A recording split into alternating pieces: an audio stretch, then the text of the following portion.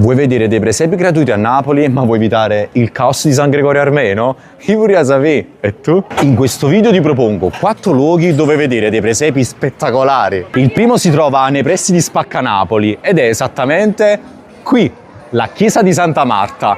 In questa chiesa ci sono i presepi realizzati dall'Associazione Presepistica Napoletana, curati in ogni dettaglio e aspetto. Sono rappresentate varie scene di vita quotidiana. Qui per esempio, guardate che sfiziosa, è rappresentata la tombola scostumata.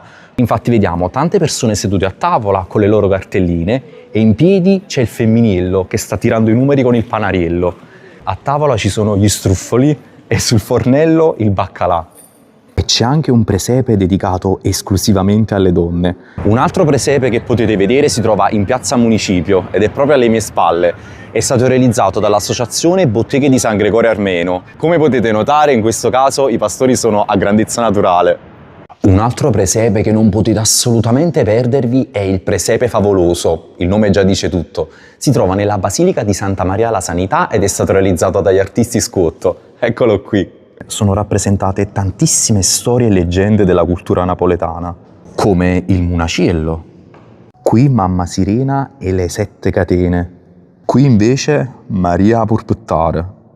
E l'ultimo luogo si trova in Via dei Tribunali e più precisamente nella chiesa di Sant'Angelo a Segno. A proposito, salva questo video come promemoria per non dimenticartelo e clicca segua il profilo se vuoi conoscere altre curiosità su Napoli e la Campania. Questi presepi sono stati realizzati dai soci dell'Associazione Italiana Amici del Presepio, sede di Napoli.